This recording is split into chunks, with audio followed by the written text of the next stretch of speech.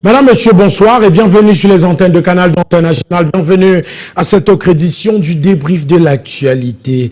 Une édition qui sera consacrée à l'actualité au sein du football jeune.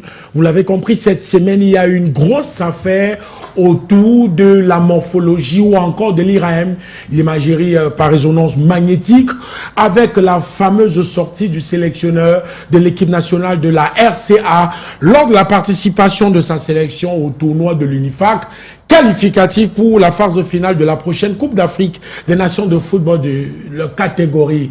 Et ce soir, on questionnera avec un médecin du sport en plateau la fiabilité de l'IRAM.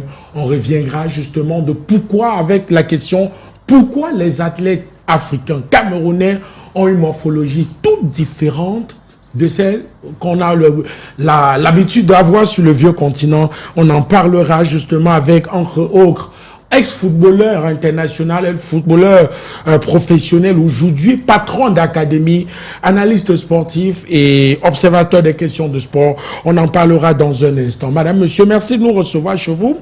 Avant la pause actuelle, on reçoit ceux qui nous accompagnent dans le cadre de cette autre édition. Le premier est un ami du service des sports. Je vous propose d'accueillir Emmanuel Mahop. Emmanuel, bonsoir. Bonsoir Mathieu. Merci de me convier à cet échange d'entre les jeux. Vraiment, vous allez me le permettre. Hier, j'étais sur un média, j'ai employé un vocable qui n'était pas très sympa, je regarde la caméra. C'est pas bien de souhaiter la prison à quelqu'un, même si c'est votre ennemi, honnêtement, je l'ai dit. Donc, je tiens à m'excuser. En Mondovision, je salue le sélectionneur des U17, je les félicite. Je salue les Lions indomptables, évidemment, qui vont se produire, je l'espère. André Onana, le coton sport de Garoua, même si je réitère mes propos en disant ceci, les paroles d'un chef sont sacrées et quand le premier sportif du Camerounais, par ailleurs, chef de l'État, prend une position vis-à-vis des Lions et du sélectionneur, honnêtement, il n'appartient pas à un tiers de la contester. Mais honnêtement, je mea culpa, je m'excuse, on ne souhaiterait pas la prison, même à son pire ennemi. Vraiment, je m'en excuse. Merci infiniment Emmanuel Mahop, mea culpa. J'imagine enregistrera avec le nombre de personnes qui regardent Canal 2 International ce soir. Vraiment, on ne se vante pas, mais on a l'audience, Emmanuel Mahop. On vous a écouté, naturellement. On enregistre ça. Merci infiniment, Emmanuel. Autre invité ce soir, Ancheko, pardon, on ne parle pas encore des Lions U17. Ancheko, qui est vice-président de l'AFA, mais surtout responsable de la communication. Mais ce soir, on a convié l'observateur des questions de sport. Ancheko, bonsoir. Bonsoir Mathieu. Tu vas bien? Assez bien, merci. Tu commences avec regret galant dans ton costume d'analyse des questions de sport. Hein? Les banquiers sont toujours là. Merci infiniment, Ange. On a le bonheur de la voir ce soir. Ça fait quoi? Ça fait des mois qu'on est en train de négocier de la voir. Malheureusement, pour nous, on n'avait pas réussi. Mais ce soir, il a décidé de quitter ses bureaux, de quitter son académie et d'être présent ici à Canal 2 International ici à Douala pour échanger avec nous. C'est Jocelyn Mahebi, ex-footballeur international, ex-Lion indomptable, ex-footballeur professionnel, aujourd'hui patron, aujourd'hui patron d'entreprise, mais surtout patron d'une académie de football. Jocelyn Mahebi, bonsoir. Mathieu, bonsoir. Bon, ça va bien. En tout cas, bonsoir à tous mes compagnonnistes et bonsoir à vos nombreux téléspectateurs. Jocelyn, le dernier plateau, c'était la finale de la Ligue des Champions. Exactement, ça fait un moment déjà quand même. C'est juste pour que tu réalises. C'est toujours un plaisir d'être là en tout cas. Merci infiniment, Jocelyn. On rappelle que tu as passé un bon bout de temps du côté de Paris, mais tu es de retour. Et avec toi, on évoquera l'actualité autour de ton académie de football que tu as mis sur pied. Transition et on ouvre la pause actuelle.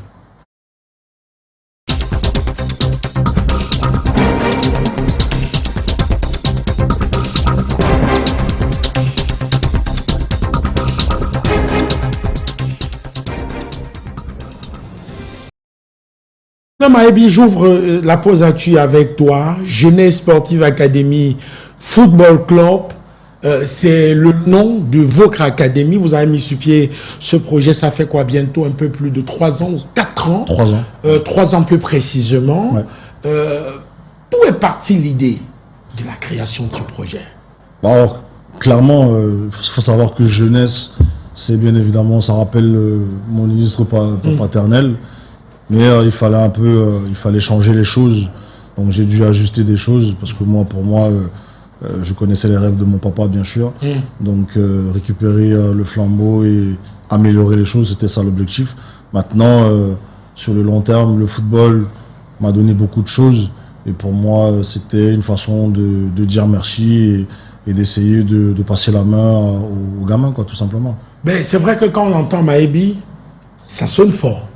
Ça sonne jusqu'aux extrémités du monde. Mais j'imagine que ça n'a pas été facile. Au-delà de porter ce nom, mettre le projet sur pied a été laborieux, j'imagine. Honnêtement, c'est moins compliqué. C'est moins compliqué parce que on a la chance j'ai un papa qui a très bien travaillé. Et du coup, moi, j'ai juste à bien ficeler les choses. Maintenant, on a toujours dit, aide-toi et le ciel t'aidera. Moi, j'ai commencé tout seul.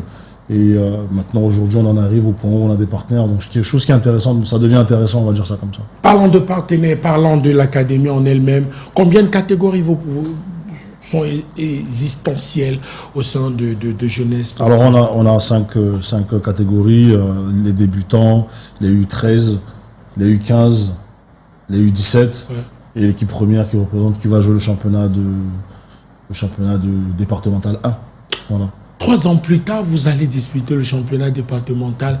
Donc, on a envie de vous féliciter, mais comment en est-on arrivé là? Alors, si vous voulez, je ne voulais pas brûler les étapes. Parce que c'est comme ça que j'ai été éduqué et ça ne changera pas. Il fallait que les gamins ils apprennent pourquoi ils font une passe. Il fallait qu'ils apprennent pourquoi ils font une transversale. Il fallait leur inculquer une certaine façon de travailler. Et j'estime qu'aujourd'hui, on est prêt pour jouer les championnats, tout simplement. Tu as tantôt parlé de partenariat. Où en est-on? Est-ce que tu as désormais des clubs où tu places des enfants ou en ce moment, il y a juste des clubs satellites qui permettent aux enfants de continuer leur apprentissage? Alors pour l'instant, avec le Cameroun, déjà, on a travaillé avec Union de Douala et Stade Renard. Et puis après, sur le volet international, on est au Maroc, où on a placé 2 joueurs. Et puis on a un garçon qu'on a placé aussi à San Pedro en Côte d'Ivoire, qui est un super projet. Donc on essaie de se développer comme on peut, à les encadrer. Pour moi, c'est l'objectif, les encadrer. Maintenant, on verra bien, mais pour l'instant, on est vraiment au niveau de la 3e saison. On en est où je souhaiterais qu'on soit en tout cas. Voilà. Je rappelle, Jocelyn, tu parlais tantôt d'avoir 3 joueurs que vous avez réussi à placer. On a Dame Nabil et on a Mehdi Bayemi qui ont été transférés ou c'est la suite de la post-formation?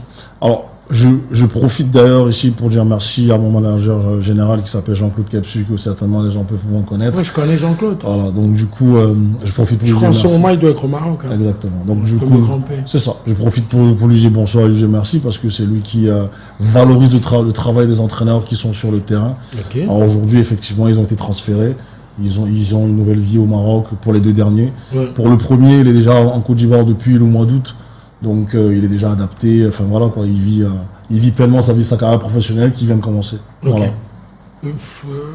Emmanuel, un mot sur l'académie créée de main par ce jeune garçon qui était chez les Lions Indomptables et qui a décidé que bon voilà, je me retire et puis je vais continuer à fabriquer ces jeunes qui vont pérenniser l'histoire des Lions. Mais c'est sympa déjà que vous m'ayez fait venir parce que justement la dernière émission nous l'avons faite avec lui, parlant de la finale de la Champions. C'était au commentaire évidemment, comme toujours à Canal 2 International.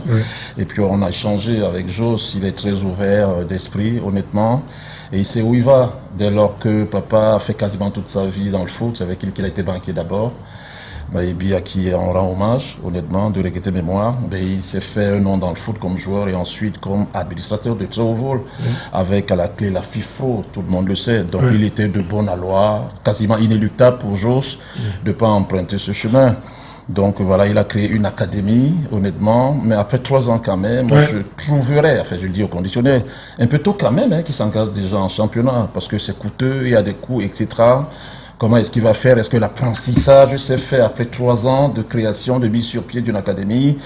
Voilà, n'aurait pas été, est-ce qu'il n'aurait pas été bien pour lui d'attendre encore 1-2 ans pour que l'apprentissage, pour que ça prenne définitivement encore? Peut-être c'est les questions que Vous allez lui poser, Mathieu, mais c'est bien, il faut oser. Le président Paul Biya a demandé aux jeunes d'oser. Ça y est, il est en train de le faire, mais en 3 ans, heureusement, pour finir là-dessus, il en a déjà 3 qu'il a placés, dont un au Maroc, ce qui n'est pas évident, et l'autre à San Pedro en Côte d'Ivoire, une ville sympa qu'on a visitée pendant la CAN d'ailleurs. Justement, Jocelyn, on sait que se jeter dans une compétition comme la Ligue départementale, ça demande des fonds.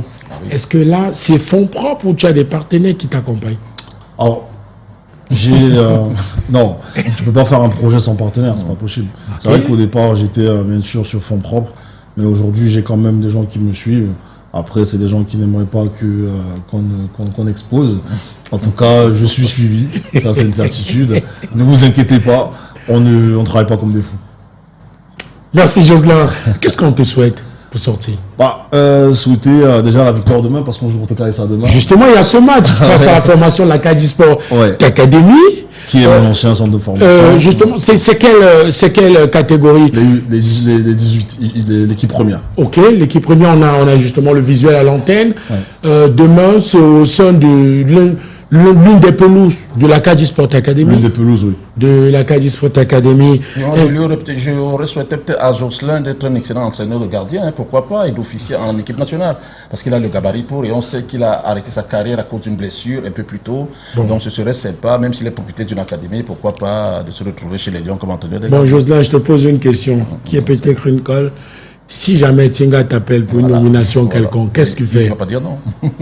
Honnêtement, on va toujours réfléchir, mais je pense que les décideurs savent ce que je souhaite, je pense. Merci infiniment, Jocelyn. Je ne te veux pas dans les pétales mouillés. Monsieur, on parle également de l'AFA avec toi, Ange-Co. L'AFA, la finale de la Supercoupe qui aura lieu demain au stade de Bonamou, c'est le tournoi des banquiers. L'UBI face à la formation de la SCB, mais avant, on aura le bonheur d'avoir un lever de rideau, un match que personne ne veut manquer. Ce sera le match entre les vétérans d'AFA face à la formation de Médiance. Un mot d'abord sur ce match de lever de rideau. En fait, Mathieu, demain c'est la fête du football. Ouais. Et il faut toujours penser à ceux qui ont vécu. Donc c'est pour ça qu'on met en exergue les vétérans à chaque occasion qu'on peut le faire pour rappeler aux jeunes d'aujourd'hui que hier, le football a existé. Ouais. C'est pour ça qu'on est toujours en lever les rideaux, on fait toujours plaisir aux vétérans AFA. Au sein de l'AFA, vous jouez quel vétérans AFA, c'est tout le monde, même les journalistes. Ouais. C'est quel poste? Libéraux. Ok. C'est contre Maviance et non Méviance. Ok. Vétérans AFA, Michael Gado ou Maldini? Carlos Moser. Ok. Ah ben là, j'avoue que je suis bluffé. Hein. En termes de gabarit quand même, hein, Carlos il était un peu plus... J'avoue que je suis bluffé. Vas-y, Ange, vas-y. Donc en fait, vétéran AFA, ça concerne tout le monde, les journalistes, tous les anciens banquiers, tout le monde, tous nos amis d'AFA, ceux qui nous aident à valoriser notre championnat. Ceux qui font partie des vétérans AFA. Mais ça, c'est... Jocelyn ne serait pas là, il aurait pu jouer. Ça, c'est le... Ça, c'est le... Maroc aussi, je ne sais pas. Je viendrai, ne vous inquiétez pas, je vais... Okay. Ça, c'est le match à partir de 8h. À 10h, il y a... À 10h, c'est la grande finale de la Supercoupe qui va opposer UBA, il veut dire, contre SCB. Ouais. Donc, c'est le vainqueur de la coupe contre vainqueur du championnat. Ouais. Mais c'est un match que personne ne veut manquer. Effectivement, vous savez que AFA, quand même, c'est 30 ans d'expérience. Ok. Le championnat, 31 ans d'existence. En ce moment, celui qui tient le magistère, c'est ce monsieur, il y a que Mr. Bama. L'année Covid qui nous a permis de ne pas jouer. Ouais. Et la Supercoupe, nous sommes à la 8e édition. Ouais. Et vous savez qu'en termes de rencontres, on ne pouvait pas espérer mieux. Entre UBA et SCB, c'est les deux meilleures équipes de AFA. On se donne. Et on embrasse très fort tous ceux qui sont en train de nous regarder autour de l'AFA. Je profite pour faire un clin d'œil à un monsieur qu'on ne présente plus, William Galleux. William Galleux, le trésorier ou le... comment on dit? Le trésorier du pape. Ça se dit? C'est comme ça qu'on l'appelle affectueusement. Oui, parce qu'il ne manque jamais de liquidité. Si le trésorier du pape maintenant, il pourrait s'en mettre plein les poches parce que le pape il est malade en ce moment. Donc, bon, c'est le trésorier du Vatican.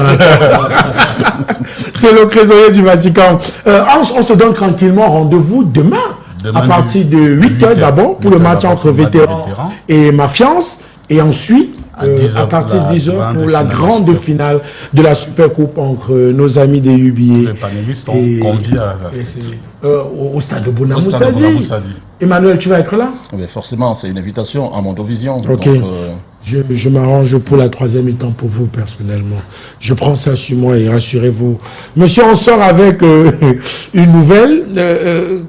Avant, on parle là de la journée internationale des douanes, avec cette information que nous partageons avec vous ce soir, autour, avec le concours d'Inès Ondouambala, un match pour célébrer la journée internationale de la douane, quelques séances d'étirement, d'échauffement avant le coup d'envoi, on peut le voir à l'image.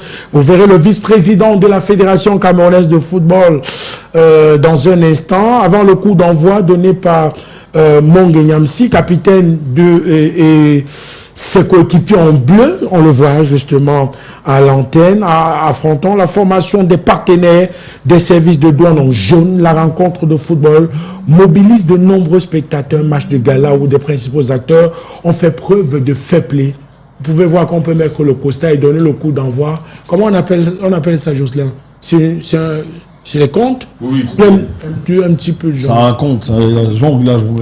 Bon, on l'accorde ça comme ça. On a quand même eu le bonheur d'avoir du spectacle.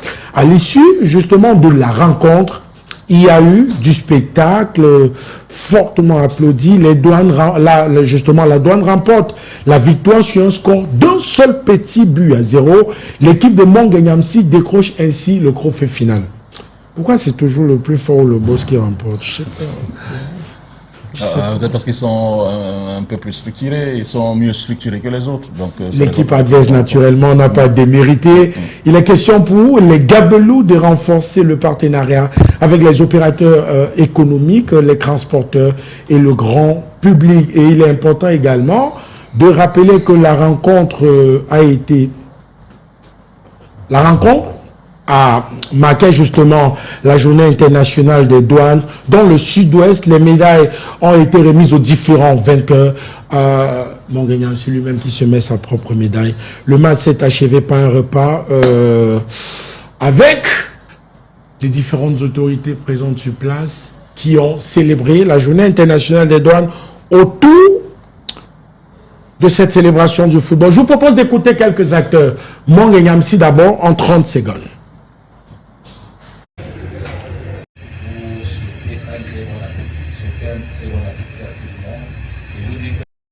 Les douanes est fière de vous recevoir ce soir. Merci à tous. Est-ce qu'on peut applaudir pour le chef secrétaire dans le sud-ouest? Des douanes du sud-ouest qui a enfilé le champ pour partager avec ses collègues ce moment fort à l'occasion de la célébration de la journée internationale de douane. Transition et on s'intéresse au football jeune.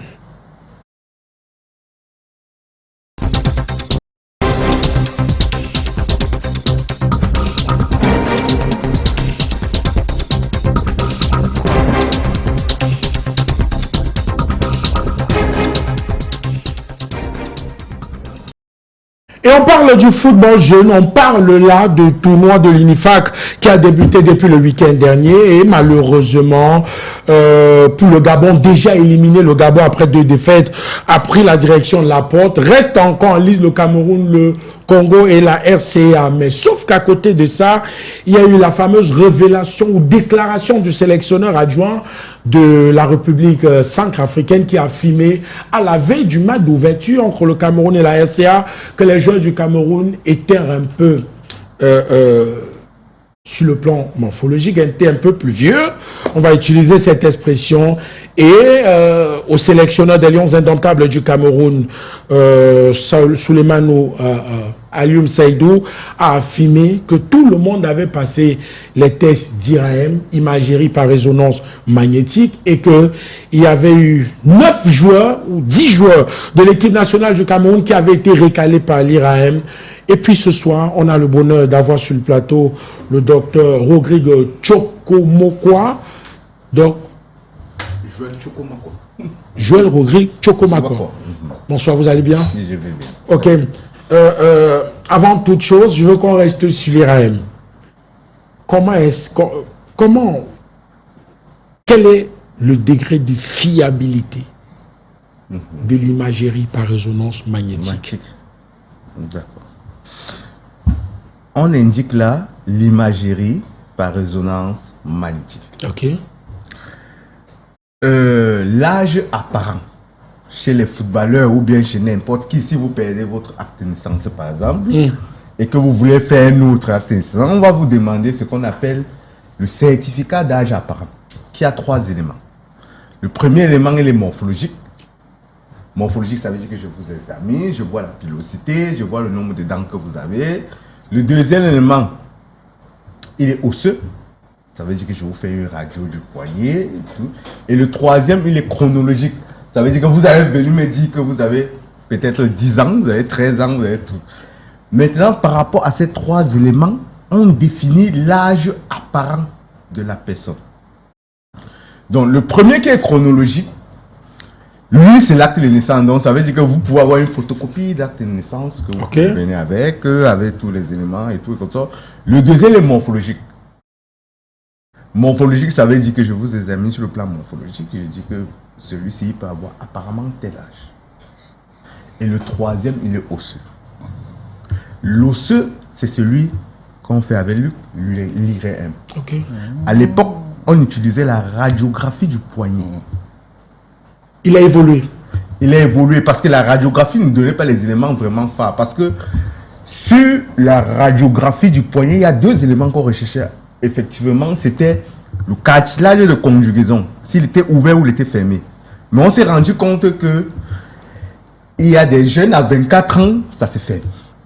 Donc ça veut dire que vous pouvez faire la radiographie d'un jeune, il a 23 ans, ce n'est pas fermé, vous l'avez dit qu'il a 17 ans. Vous comprenez un peu? Ok. Donc maintenant, la FIFA est revenue avec l'IRM.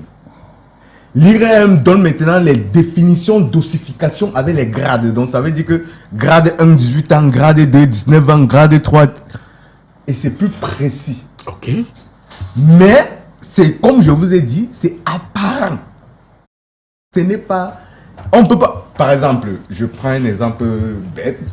Si vous avez un jeune qui est dans les moins de 17 ans et qui a 32 ans, qui a 32 dents, il a 32 dents comme un adulte. Ouais. D'accord.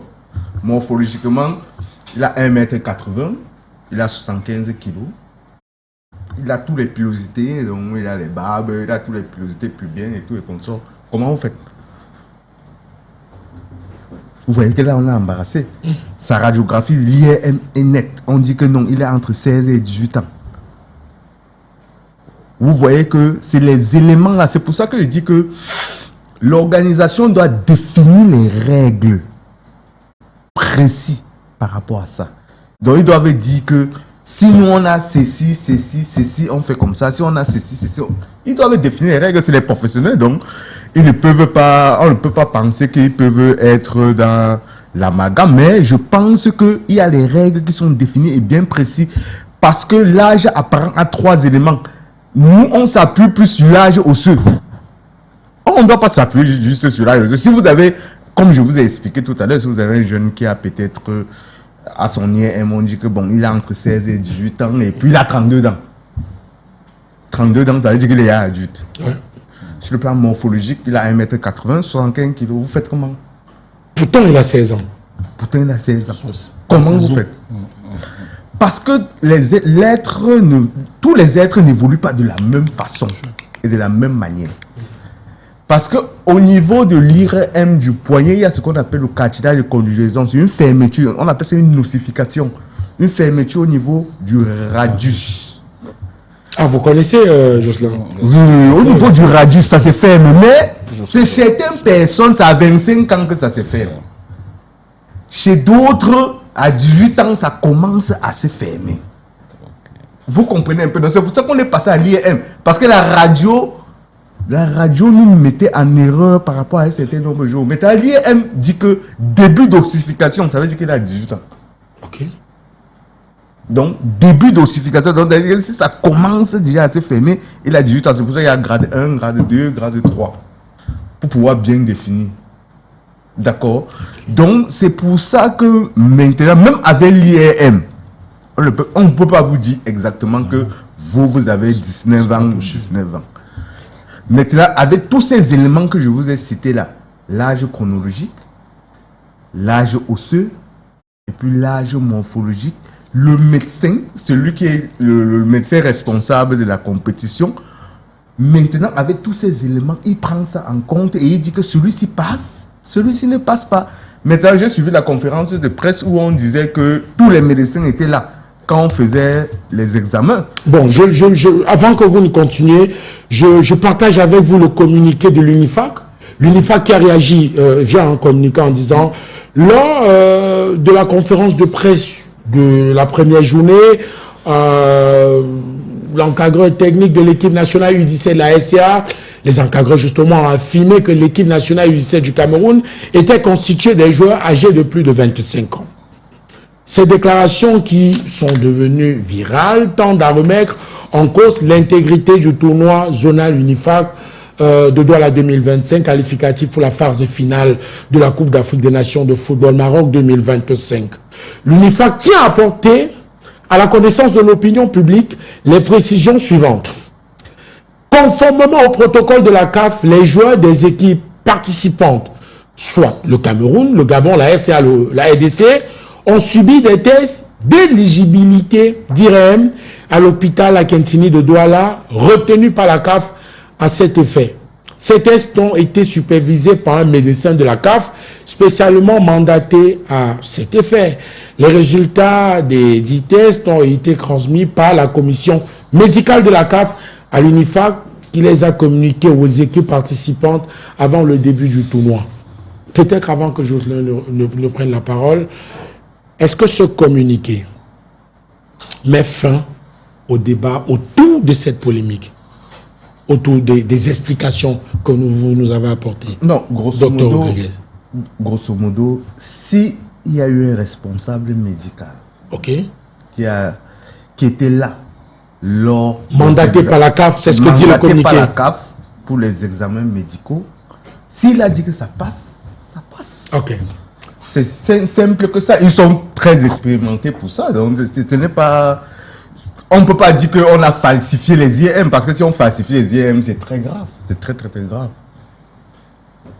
Après, David Maïbi, Jocelyn Maïbi, pardon. C'est normal. C'est normal. Jocelyn, mais on a envie de questionner la morphologie des athlètes, des footballeurs africains, qui malheureusement, on a envie de dire, sont plus poussés, sont plus développés que ceux venant d'autres continents. Peut-être pas l'âme sud, mais plus l'Europe, et peut-être l'Asie. Alors, moi, je vais prendre un exemple, moi, me concerne moi, parce que j'ai été footballeur professionnel. Je me souviens, quand j'étais petit, j'étais au centre de formation au FC Metz, j'avais beaucoup des entorses de la cheville. Beaucoup. Alors, les médecins, les kinés, ils m'ont expliqué que nous, on a un os que les autres n'ont pas. Par exemple. Un os sur la cheville que les autres n'ont pas. Moi, je l'avais, cet os, on appelle le scaphoïde. Cet os-là était fragile chez moi. Donc, du coup, ma cheville n'était pas très stable. Je faisais beaucoup d'entorses. Alors, c'est là que j'ai bien compris. Alors, quand on dit des polémiques sur les Africains, etc., ce n'est peut-être pas faux. On est formé de manière, et c'est logique, même d'ailleurs, de manière différente, c'est même logique. On n'a pas les mêmes, on vit pas de la même façon, on ne mange pas la même chose. Enfin voilà, je pense que c'est normal. Je vais prendre un deuxième exemple aussi parce que toujours dans le cadre de ma formation, moi je me souviens très bien. Il y a un joueur qui m'avait, je veux dire, ça m'avait interpellé. Quand j'étais au centre de formation, on va jouer contre l'AGA Auxerre et à Auxerre il y avait Younes Kaboul. Alors ceux qui Younes Kaboul, à 15 ans, je peux te dire qu'il ne ressemblait pas à un garçon de 15 ans. Mais c'est un Français. Il a joué en équipe de France. Morphologiquement, je peux te dire, on perd un match parce qu'il fait 3 têtes de plus que nous. Tu vois ce que je veux dire? Donc du coup, je veux dire, je trouve que c'est des polémiques, vraiment c'est des polémiques. Ils ont perdu un match sur le terrain. Le Cameroun, il faut savoir qu'au Cameroun on forme, attention. Ça c'est insulter le travail des formateurs. C'est insulter le travail acharné des formateurs parce on travaille au Cameroun. Les académies travaillent très bien. Donc moi je trouve que c'est une fausse polémique tout simplement, quoi. Voilà. Et après, Emmanuel, avant que Anchko ne réagisse, est-ce que là, quand on regarde la façon avec laquelle nos athlètes, nos footballeurs, entre la pré-formation jusqu'à la fin, avant qu'on ne signe professionnel, c'est malheureusement le fait de travailler avec les montagnes, les collines, le relief, au-delà de ce que Jocelyn parlait tantôt de comment est constitué notre corps, notre organisme, qui ne nous aide pas, sur le plan de la morphologie. Vous faites le consultant en même temps, si vous faites journaliste, vous faites Non, consultant, si vous posez une question à laquelle vous apportez vous-même une sorte d'élément de réponse, peut-être sans le savoir, vous faites bien de le mentionner, mais là ça va interpeller la qualité des formateurs, voyez-vous. Ça va les interpeller, parce que quand vous parlez de colline, etc., est-ce qu'à un certain âge, il faut encore faire passer les gamins à la colline, etc., etc. Là, ça interpelle la qualité. Mais après, pour revenir au sujet vraiment de manière la plus simple possible, il est certain, Jos l'a dit, le doc aussi, qu'en Afrique, quand même, c'est des cas un peu atypiques, voyez-vous. C'est des cas atypiques.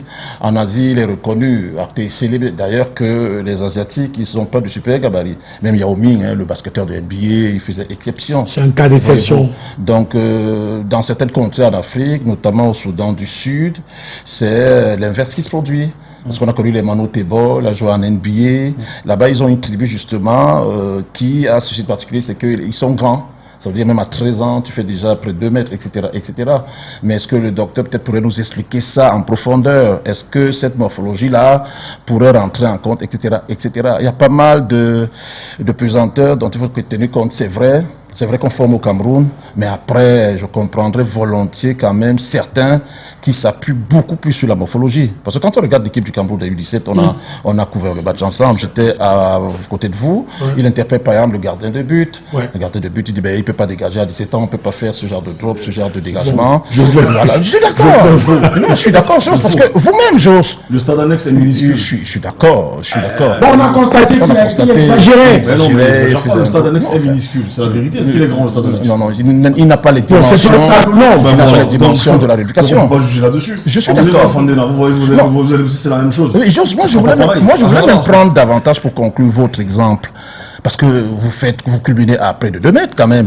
Donc il est certain que quand vous jouez au foot, même quand vous commenciez à mettre, voilà, voilà, mais alors que votre âge, c'est celui-là, donc voilà. Ange, peut-être avant que le doc nous explique pourquoi est-ce qu'on en est à avoir des jeux U17 un peu plus développés sur le plan morphologique que quand on est sur le vieux continent. Est-ce que pour vous, quand on regarde les footballeurs africains, les footballeurs camerounais, on a envie de se dire, on profite de l'ADN que nous avons en Afrique. Parce que l'ADN en Afrique, ouais, on va dire que chez nous, les gens de l'Est, mais non. Il faut quand même rappeler qu'en Afrique, c'est rare d'avoir de petites personnes. Nous sommes toujours baraqués, grands détails. Est-ce que ça nous dessert un moment, Ange? Non, je ne pense pas. En matière de morphologie et d'âge, c'est surtout quand on joue en Afrique. Toutes les fois qu'on a traversé le continent africain pour aller à la Coupe du Monde cadette, Coupe du Monde junior, ce problème ne se pose pas. Et ça se pose chez nous en cas de défaite parce qu'on a des mauvais perdants. C'est tout. Vous vous rappelez qu'en 2006, la SCA avait éliminé au Cameroun. Les cadets, la génération Fra Etundi, la génération Etundi Martin, Ndobo, ils n'ont pas parlé. Ils n'ont pas parlé en 2006. Ils sont juste des mauvais perdants. Il n'y a pas un problème de morphologie. Si la CAF a décidé de mettre l'IRM, avec toutes les conditionnalités, je ne pense pas que c'est contre la Centrafrique qu'on va créer, c'est pas trop chercher à les éliminer. Qui se concentrent à la formation et ils vont nous gagner prochainement. Pour essayer justement de renverser le Cameroun. Donc, sur le plan de la morphologie, sur le plan du développement, comment l'Africain est davantage plus développé que ceux qui viennent de l'Europe, de l'âme sud. Non, quand je pense de l'âme sud, j'enlève le Brésil, hein, parce que bon, les Brésiliens, les Uruguayens, c'est carrément les Africains. C'est les Africains, c'est les Caucasiens en général. Ils ont été déportés d'ici. En fait, c'est un problème de casting. Comment? Je suis certain que la FECAFOOT, quand ils sélectionnent les joueurs, ils veulent avoir un joueur d'une certaine taille, d'un certain poids. Vous comprenez? Au-delà de l'IRM, au-delà du résultat, au-delà de l'âge, qui est U17, au-delà de la catégorie. Même si on veut prendre les catégories, il y a un projet. Je vous prends un exemple. Par exemple, les clubs européens ont un projet. S'ils ont un projet par rapport à un poste d'un joueur, ils disaient peut-être on veut un défenseur central gauche, on veut qu'il ait taille. et tel poids pour le poste tel. Et c'est la même chose pour les équipes nationales. C'est une sélection qu'on fait à l'équipe nationale. Donc, sûrement qu'on a pris les gens avec une certaine taille et un certain poids. Cédou a dit à la conférence dernièrement qu'on a éliminé 10. Et les 10 étaient dans le même gabarit. Donc, sûrement, avec les U17, ils ont préféré se concentrer sur un gabarit très bien précis. Il n'y avait peut-être pas de petite taille, de grande. Donc, ils sont concentrés sur un gabarit précis. On a éliminé 10, mais les autres qui sont restés sont du même gabarit. Sans vouloir vous couper, donc je pense qu'il faut aussi rappeler quand même aux spectateurs que la RCA, en fait, quand tu vas jouer un tournoi U17, tu peux ramener un garçon de 14 ans. Oui, c'est U17, c'est le moins de 17 ans. Donc, à mon avis, c'est l'erreur qu'ils ont dû commettre. À mon avis. Voilà. Donc, nous, on a des garçons qui sont prêts à la compétition. C'est la réalité. Ces garçons sont prêts à la compétition. Ils vivent compétition. Je ne sais pas comment on travaille en RCA, mais au Cameroun, on travaille dans la compétition. Dans la compétition, c'est vrai. Et je suis sûr que au moins 60% des U17 sont en compétition. Donc ça veut dire qu'ils sont dans les clubs, que ce soit régional. Ce que j'ose dire a tout son sens, que le gardien de la RCA qui fait la première mi-temps, honnêtement, c'est pas avoir 17 ans. Oui, mais à côté de ça, Jocelyn, comment adapter la formation africaine à celle des autres continents pour éviter d'avoir cette disparité physique-là? Je pense que ça va être difficile parce que c'est nos gènes. Quand un Européen vient en Afrique, il ne vient pas chercher un joueur. Chaque pays a sa. Souvenez-vous comme ça. Tu vas en Guinée équatoriale par exemple. Ouais. Non, en Guinée Conakry. Tu sais que tu vas trouver des joueurs techniciens. Tu vois? Tu vas au Cameroun, tu sais que tu vas trouver du gabarit. Okay? Tu vas au Nigeria, tu vas trouver des joueurs vélos. D'accord? Ils savent. Ça, ils le savent. Tu vas au Sénégal, ils le savent. Alors, on ne peut pas, on ne peut pas, je veux dire, on ne peut pas changer qui on est pour être comme les autres. C'est pas possible. D'accord? Parce que dans une équipe, tu assembles des qualités pour pouvoir faire une équipe. Donc, si tu as des Africains qui ont leur qualité, tu vas jouer avec des Européens qui auront aussi leur qualité. Mais on ne peut pas dire qu'on va travailler comme les Européens. C'est pas possible. C'est pas possible. Nous, on a notre façon de faire. Emmanuel, c'est dans notre ADN. Automatiquement, il y aura toujours cette disparité physique-là. La preuve, vous n'êtes pas un sportif, mais vous avez une super taille. Voyez-vous. Donc voilà, c'est un exemple que je prends en plateau. C'est exactement ça. C'est vrai, lui, il a joué au foot, mais avant ça, même s'il n'avait pas joué au foot, il a un super gabarit. Bon, Jocelyn, il est plus grand que moi. Voilà, il a un super gabarit. Il est gardien de but. Donc il a travaillé, c'est là la détente, ça lui a permis peut-être d'engranger quelques centimes. Mais ce que vous dites, il est d'une pertinence en Europe. Pareil, pour rejoindre Jocelyn et même vous rejoindre dans votre questionnement et apporter un élément de réponse, c'est que ferait-on de Alan? Alan, il est européen. Ouais. Il n'est pas vieux, mais il a une super taille, il a un super gabarit, etc. etc. Quand on regardait le fils de Canabi, Jean Armel, c'était pareil, il avait un super gabarit. Jean Armel, certainement, vous l'avez côtoyé. Bon, il y a un autre qui arrive très fort, Enzo, qui au Havre, qui est... Justement, et deux autres qui sont au Paris Saint-Germain, chez les U15 et U17. Donc, non, en réalité, ce que Joss a dit, je partage à fond la caisse.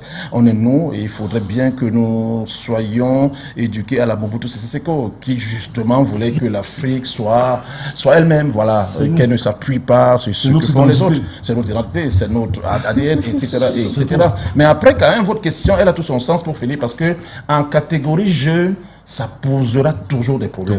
Mais chez les A, évidemment... Je te coupe pas, Emmanuel, peut-être avant que tu me poursuives, il y a une photo de Romelu Lukaku qui a des origines congolaises, mais qui est de nationalité belge. On a mis une image de Lukaku. À l'époque, il était avec Anderlecht en Belgique, chez les U15. Voilà. C'est ce qu'on dit. On a estimé qu'il était plus vieux. Pourtant, c'est quelqu'un qui a grandi et qui est né en Belgique. Voilà. Donc c'est quasiment comme vous et moi, quand on se met debout.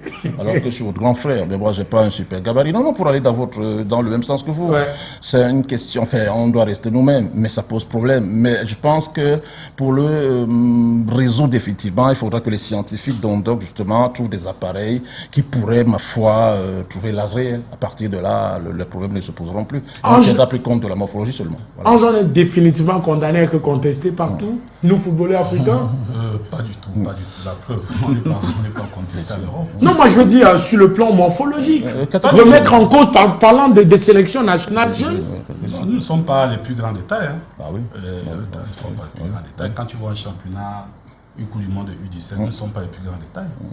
Peut-être que notre contestation vient du fait que les âges chez nous ne sont jamais à peu ça. Mais en réalité, nous nous ne sommes pas les plus grands détails. Parce qu'on a vu les championnats, la Coupe du Monde cadette, tous les NBA et tout, ils avaient joué. On a Cameroun, Portugal. C'est Serge Ngal qui était un peu costaud. Le reste, les Fungemo, Alezanson, c'était la même. C'était le même gabarit que les Portugais, que les Brésiliens, par exemple. Donc, moi, en termes de gabarit, je ne suis pas sûr que les Africains soient plus grands que les autres. Je pense que nous sommes juste les mauvais perdants. Mais il a dit quelque chose d'une pertinence, et c'est ça qui a fait cette émission parlant de jeunes. C'est vrai que je ne parlais pas du revers de la main, ce qu'on a dit, notamment Joe Sedok, mais ça nous revient comme un boomerang. Parce qu'on pense que l'Africaine, de manière générale, quand il veut aller jouer au foot, a changé d'âge. Et c'est la raison pour laquelle, et je pense que c'est peut-être là le réel problème. C'est peut-être là le réel problème. Si on commence très tôt, peut-être Joss, il le fait dans son académie, c'est-à-dire on rentre avec son âge, etc. On commence tôt, on commence à jouer. Si la Fédé permettait qu'il y ait un championnat jaune en bonne et due forme, peut-être que les gamins commenceraient jeunes, et là, il n'y aurait plus ce problème d'âge. Et là, peut-être pour les années, pour la postérité, on parlerait plus de ça. Donc c'est davantage ça qui fait problème, parce qu'on sait que avant même que de t'acheter une paire de godasses, etc., je pense que la fédération a entre guillemets trouvé une petite solution. Justement, parce que les CNI... Parlant de CNI dans le football jeune, est-ce que pour toi, Jocelyn, ça met fin, pardon, j'enfonce une porte ouverte au trafic d'âge? De toute façon, ça va aider. Ça, c'est une certitude. Parce que je pense que le président de la fédération, il a dû le vivre avant. Tout le monde l'a vécu. Il connaît le milieu. Tout le monde l'a vécu. Donc, je pense que ce sera mieux qu'avant. Ça, c'est une certitude. Ça va aider. Nous, par exemple, en académie aujourd'hui, on a la chance que les parents ils acceptent de faire les papiers à leurs enfants à 11 ans, à 10 ans. Tu vois, il faut, c'est indispensable pour nous, c'est indispensable parce que sinon, on va tomber dans ça, malheureusement. Et ça va aider à ce qu'il y ait moins de polémiques. On va dire ça comme ça. Ange, est-ce que peut-être ça mettra fin, mais ça sera un football jeune plus propre? En réalité, pour un pays qui veut engranger des résultats, il faut assainir le football jeune. Et l'assainissement passe par l'âge. Parce que je vais te dire, Mathieu, dans les années. Mais l'assainir aussi, tant qu'il ne se joue pas, c'est. Bon, c'est pas assainir aussi. Hein. Là, c'est autre chose. Là, c'est autre chose. Donc, s'il se jouait, on comprendrait qu'il fallait l'assainir. Mais il ne se joue déjà pas. Donc, nous sommes d'abord sur les âges. Voilà. Dans les années 90, on voit les amis qui jouent à l'équipe nationale cadette, ils avaient les 30 ans. Bien oui. Oui, il faut voir. Sélection nationale. Nationale cadette. C'est la vérité. Oui, U17, les générations qui ont été coachées par le feu Sadi, tout ça, les gars n'étaient pas jeunes, hein, on les connaît. Après les U17, qu'est-ce qu'ils devenaient? Mais je pense que pour un pays sérieux, il faut assainir le football jeune, pas les âges. Maintenant, le système CNI, le Cameroun, c'est le Cameroun, mais ça va aider. Comme Jocelyn a dit, ça va commencer à aider. Mais après, est-ce qu'il faut établir une CNI? Après, maintenant, comme on parle, le championnat, c'est autre chose. Maintenant, au niveau des âges, nous sommes encore au niveau des âges. Maintenant, l'organisation du championnat, c'est autre chose. Ok, mais donc, on sait qu'en Afrique, quelqu'un l'a rappelé quelque part, quand on a malheureusement un retard sur le plan de la formation, je ne dis pas que c'est officiel. On arrive à poser un acte pour rattraper le gap. Mais chez vous, comment vous le constatez? Au-delà de l'IRM. On le constate toujours. Comment? Même si vous trafiquez l'IRM d'un joueur en Afrique, si les meilleurs joueurs d'un championnat, je parle grosso modo, le championnat des U17 qui est en train de la compétition des U17 qui est en train de passer, un meilleur buteur, meilleur joueur, il est bon, tout le monde le veut. Il va aller à l'étranger. Il va entrer dans un club à l'étranger. Il fait tous les tests. Il est bon. On veut le prendre. Il va passer par la visite médicale. Et on va se rendre compte qu'il n'a pas 17 ans. Comment? On va lui refaire une IM s'il a trafiqué. Non, la visite médicale est beaucoup plus poussée.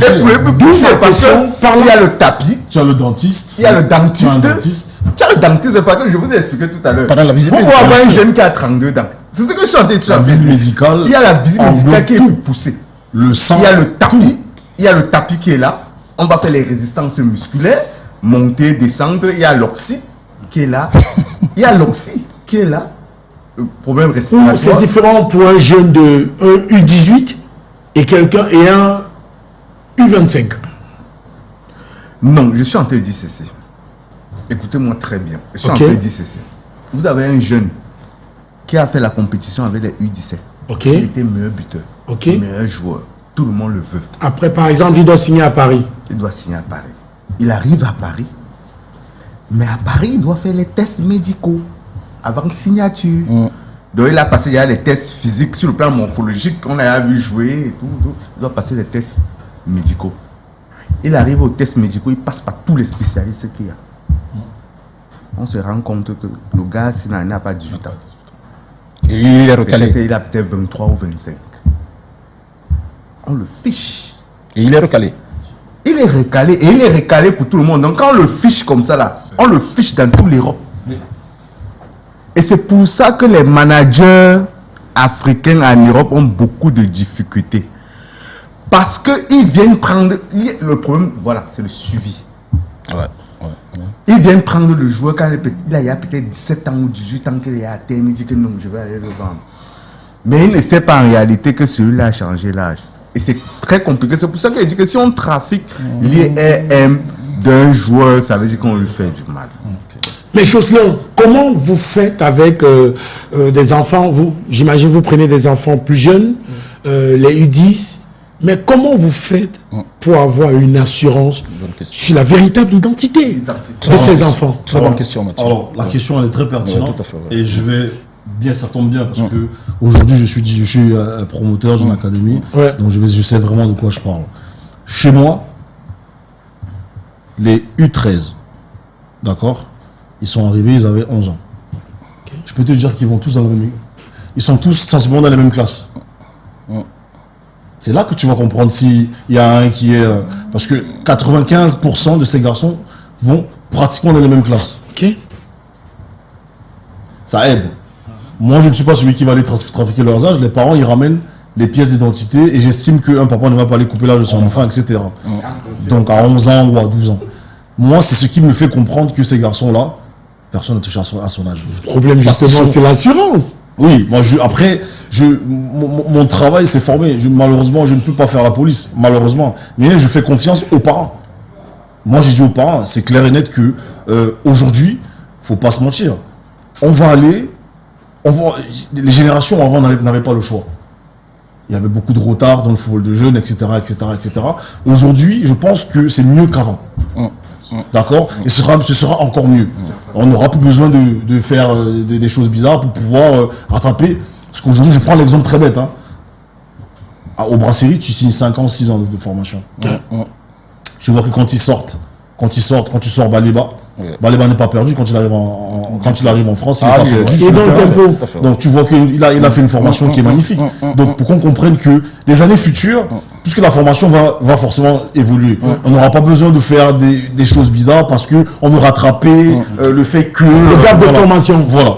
Donc à ce moment-là, je pense que, encore une fois, il faut laisser la fédération travailler, il faut laisser les centres de formation travailler. Je pense que tout le monde est assez ouvert pour comprendre que on ne peut pas mettre nos gamins dans des situations assez complexes. Parce que, rappelons-nous, il y a 30 ans, c'était très compliqué. Il y a 30 ans, il y a beaucoup de polémiques. Il y en a eu beaucoup. Aujourd'hui, je pense que ça va s'assainir. Je pense. Parce que déjà, la fédération fait un travail. Maintenant, les académies, pareil. Moi, je prends l'exemple chez moi, en tout cas. Chez moi, les parents, quand ils donnent leur autorisation parentale avec les enfants des garçons, ma seule façon pour moi de savoir, quand je regarde quelle classe et quelle école ils vont, je vois qu'ils sont sensiblement dans les mêmes classes. Oui, mais Jocelyn, ce serait pas vraiment... Ça aide dans le suivi. Pour moi, ça me va. Parce que je ne peux pas faire la police. Oui, mais ce serait pas, je veux dire... bien, je vais le dire comme ça, que vous fassiez intervenir un docteur à 10-11 ans déjà pour se rassurer de la véracité, par exemple, de l'âge, vous, dans votre académie. Bien sûr, c'est des choses qu'il va falloir. C'est une très bonne idée, d'accord. C'est une très bonne idée. Maintenant, on va. Je pense que c'est une bonne idée. Hein. Moi, je pense que c'est des choses qu'on peut faire. De dire que tu ramènes un médecin qui va clarifier, qui va certifier. Et la vérité, c'est que on a un médecin ici. C'est des choses qui ne sont pas 100%, qui sont pas fiables. En académie et en football jeune, ce qui est primordial, c'est la visite médicale des enfants. Si vous avez un enfant en académie qui fait un arrêt cardiaque sur le stade, comment vous allez savoir? Quand vous parlez de visite médicale, c'est... En académie, c'est primordial. Ok. L'enfant qui vient en académie à partir de 10 ans ou de 9 ans doit passer une visite médicale. Parce que si tu as un jeune qui fait un arrêt cardiaque sur stade en académie, c'est très grave. Et la FIFA le revendique. Le docteur Ngale qui était avant, qui était coordonnateur de la FECAFOOT à l'époque, ce n'est plus lui qui est maintenant, il disait ceci: si un enfant fait un arrêt cardiaque sur terrain en football jeune et que c'est vous qui avez signé son certificat médical, vous êtes KO. C'est des plaintes à n'en plus finir, etc. Parce que tout jeune en activité sportive doit passer des examens médicaux avant d'entrer en académie. Et ce n'est pas ce qui est fait, même maintenant. Pourquoi? Parce qu'ils se disaient que on va venir faire ceci. Vous comprenez un peu ce que je suis en train de dire, non? C'est très important. Ce n'est même pas en académie. Ce n'est même pas. Je vous dis que même en élite, ce n'est pas fait. Vous comprenez combien? Je dis que même en élite, ce n'est pas fait. Pourquoi? Parce que les gars négligent le côté. Peut-être la modicité des moyens. Quel moyen? Est-ce que c'est un problème de moyens? Je ne pense pas que c'est un problème de moyens. C'est un problème de négligence. C'est tout, c'est négligence. On avait fait ça avant. C'est négligence. Donc maintenant, les gens pensent que c'est normal de faire ça. Jusqu'à ce que le drame arrive. Le pire arrive. Je me rappelle à l'époque, en 2016, Dynamo. C'est moi qui ai reçu le malade à Dynamo. Il a fait un arrêt cardiaque au stade. On ne parlait pas de celui qui est décédé. Celui qui est décédé, oui, au stade Dynamo. Tout à fait. À l'époque, c'était Djinali qui était président de Dynamo. Absolument, j'en ai souvenance. Vous vous rappelez? Il était à l'hôpital de district de Dedo à l'époque. Quand je reçois le malade, ça a fait du tabou. Et quand il y a mort subite sur terrain, la FECAFOOT envoie le rapport à la CAF, qui envoie le rapport à la FIFA. Et les sanctions reviennent. Peut-être vous ne suivez pas. Vous vous rappelez quand Foué était décédé, non? Vous savez que le médecin qui était à l'équipe nationale à l'époque, le gynécologue, vous savez qu'on a suspendu toute activité liée au sport à l'époque. On ne sait pas. Mais il était gynécologue, c'est vous qui le dites. Oui, il était gynécologue. C'est lui, non? Il était gynécologue, c'est vous qui le dites là. Parce que là, c'est. Il était gynécologue à l'époque, non? Il était gynécologue. Mais il était gynécologue, c'est lui qui était médecin de l'équipe nationale à l'époque. Gynécologue. Non, c'est docteur. Je ne sais pas. Bon, j'ai dit à l'époque, mais les suspensions sont venues en bas. Je suis en train de dire ceci. Les examens médicaux des jeunes ou bien des sportifs est très important. Ok. Avant l'activité sportive. Pour éviter tout problème. On va faire un dernier tour de table avant de se séparer. Je commence par toi, Emmanuel Mahop. Désormais, le Cameroun jouera son 3e match du tournoi de l'UNIFAC demain, samedi. Ce sera samedi. Et on aura le bonheur d'avoir en face le Congo. Le Congo qui a quand même 3 points. C'est quoi l'urgence? Terminer très fort parce qu'il faut rappeler, ça fait quand même Ça fait 16 buts. Oh oui, bah, 9 buts à 0 et 7 buts à 1. Et mais quel que soit le cas, je ne connais pas le règlement, mais si on tient compte du goal différence, là on en est à combien là? On en est à 15. Voilà, 15. Donc non, même si le Congo arrivait à prendre le dessus sur le Cameroun, je pense que déjà, au pire des cas, nous sommes en tête.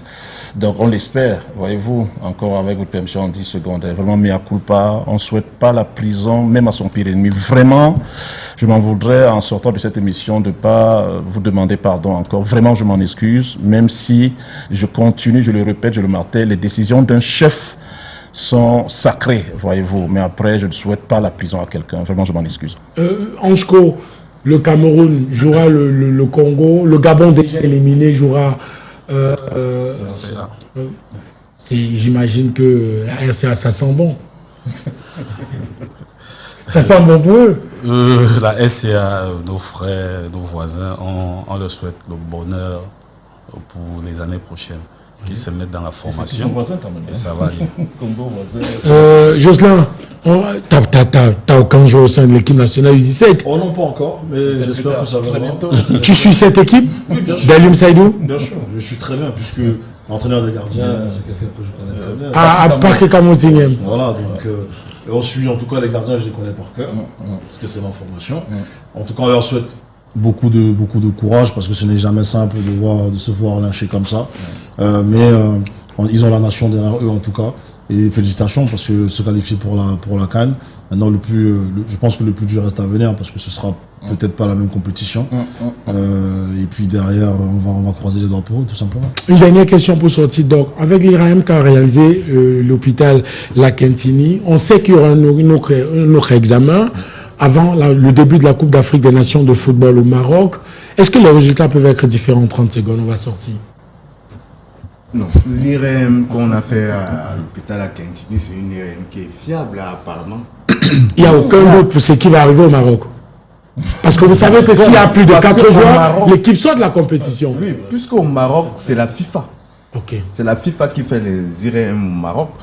Donc j'estime, je ne pense pas qu'un médecin peut falsifier les IRM au Cameroun. Non, c'est... Rendez-vous au Maroc aussi simplement. Parce que là, on vous embrasse très fort. Merci Jocelyn. Merci. Et à Jean-Claude Kepsi qui nous a régalé. Everton, Manchester United. Rendez-vous demain à partir de 8h au stade de Bonambo-Sadi. Merci infiniment, docteur. Merci à nos équipes de la régie qui m'ont aidé à produire cette émission. On vous embrasse très fort. On se donne rendez-vous demain en direct de Boya pour la course de l'espoir, le Man Cameroun.